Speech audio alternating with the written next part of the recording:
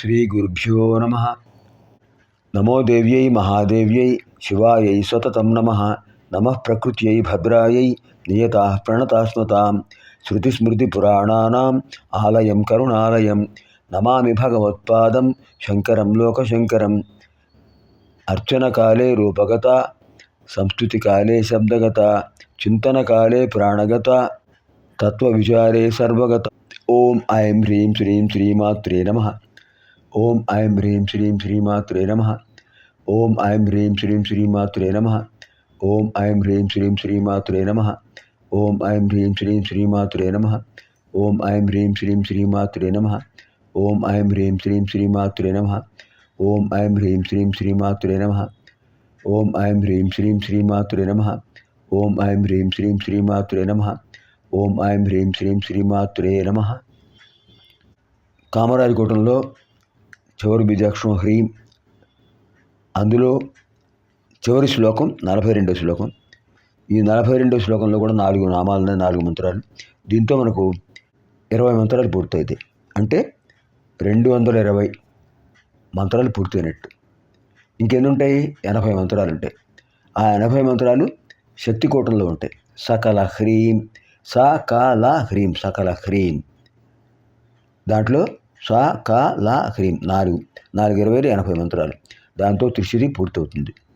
ఇప్పుడు కామరాజకోటంలో చివరి బీజాక్షరంలో చివరి 4 నామాలు.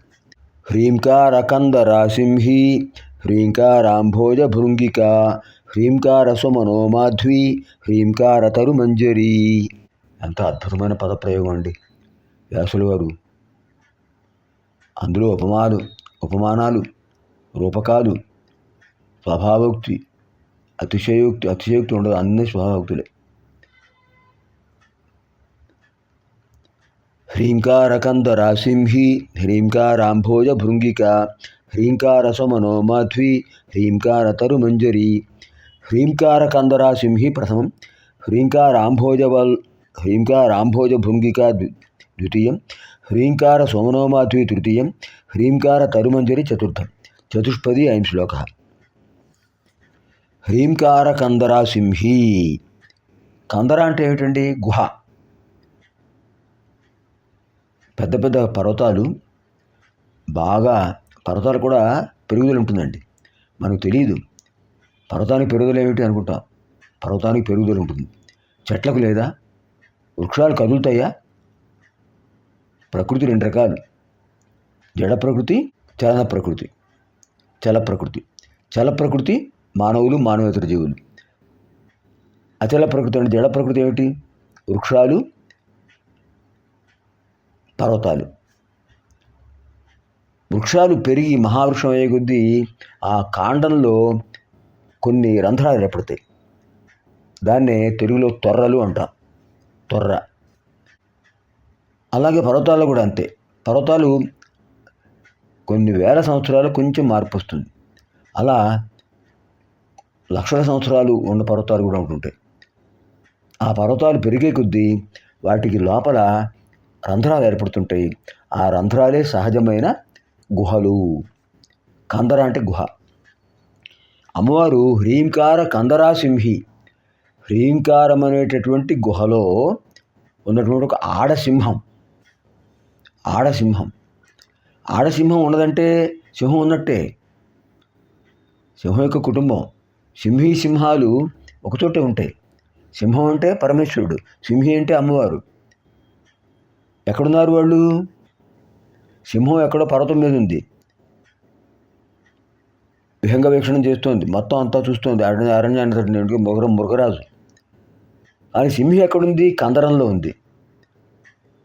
అక్కడ సింహాన్ని చూసినా ఎవరు రారు అడవిలోకి. కందరంలో ఉన్న సింహిని చూసినా ఎవరు రారు. ఎవరు రాగలరంటే ఉపాసకులు మాత్రమే రాగలరు. అది విశేషమైనటువంటిది. పర్వత శిఖరాగ్రవర్తి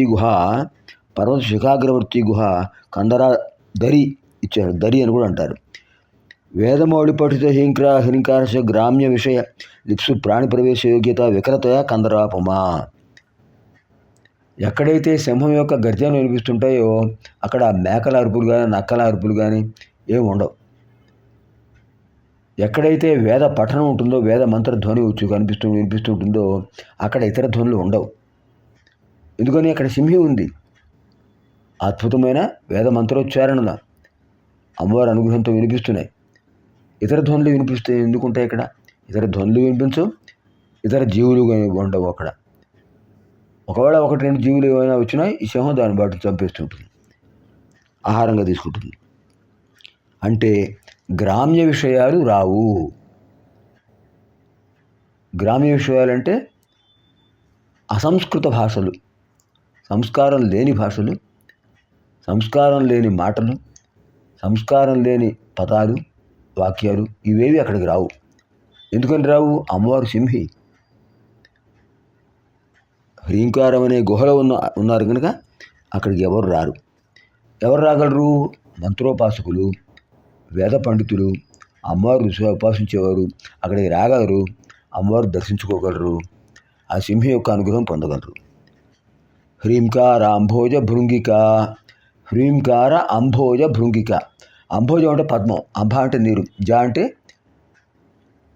పుట్టింది, నీళ్ళల్లో పుట్టింది ఏమిటి? అంభోజం అంటే పద్మం. హ్రీంకారం అనే అంభోజం చుట్టూ తిరుగుతుండే భృంగిక.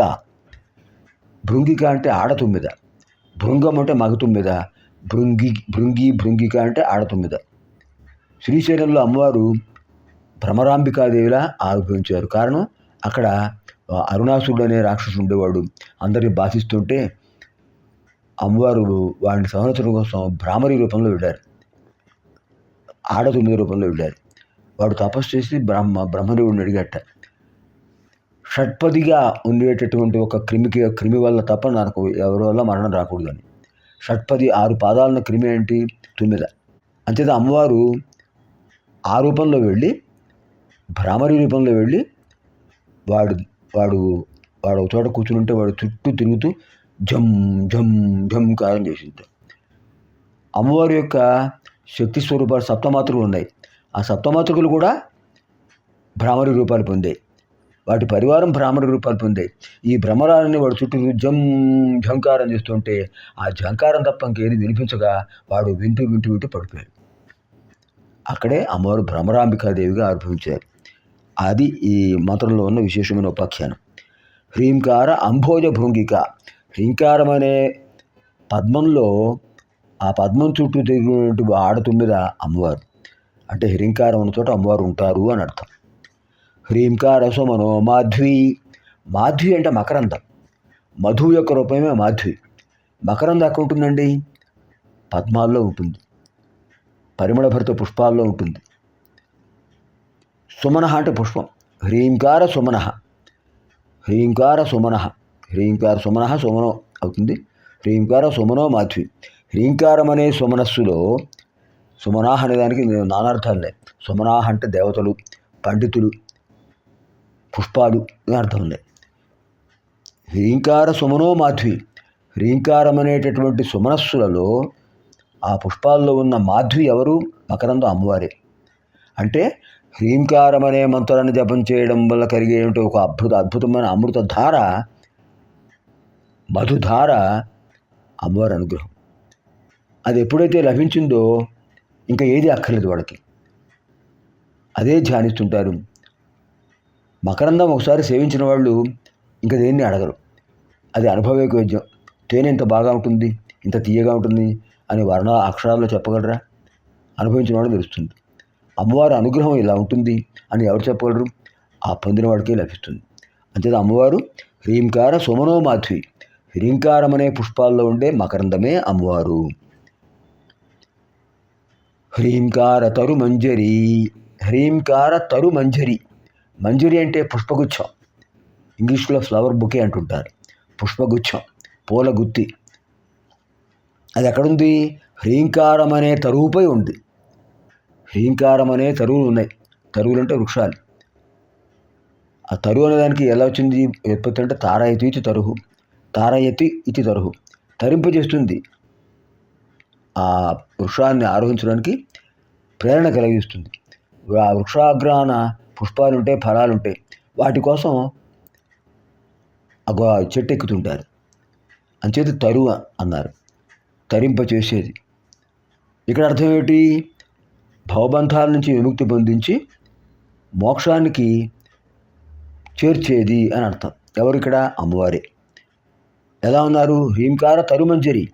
హ్రీంకారం అనే ఒక మహావృక్షం పైన ఉన్నటువంటి పుష్పగుచ్చం అమ్మవారు.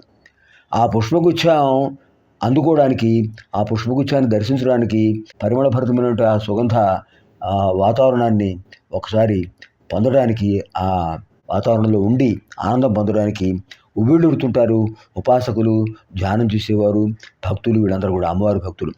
అని వీళ్ళందరికీ కావాల్సింది అమ్మవారి దర్శనం. ఎక్కడ దొరుకుతుంది? హ్రీంకారం అనే వృక్షంపై ఉన్న పుష్పగుచ్చం అమ్మవారు. ఆ అమ్మవారి దర్శనం కోసం అందరూ కూడా వృక్షం ఎక్కుతున్నారు, ఆ చెట్లు ఎక్కుతున్నారు, కష్టమైనా కూడా ఎక్కుతున్నారు. అమ్మవారి యొక్క దర్శనం చేస్తున్నారు, పుష్పగుచ్చం చూస్తున్నారు. అలా పుష్పగుచ్చం యొక్క అనుగ్రహం పొందుతున్నారు దర్శించి. అన్ని విశేషాలు ఈ మంత్రం ఉన్నాయి. హ్రీంకార తరుమంజరి. దీంతో మనకు 20 మంత్రాలు పూర్తయ్యాయి. హ్రీంకార తరుమంజరి. ఇప్పుడు ఈ 4 నామాలు కూడా జపిద్దాం. ఓం ఐం హ్రీం శ్రీం హ్రీంకార కందరా సింహ్యై నమో నమః. ఓం ఐం హ్రీం శ్రీం హ్రీంకారాంభోజ భృంగికాయై నమో నమః. ఓం ఐం హ్రీం శ్రీం హ్రీంకార సుమనో మాధ్వ్యై నమః. మాధ్వ్యై ధకార వకార యకార ఐకారాలు. హ్రీంకార సుమనో మాధ్వ్యై నమో నమః.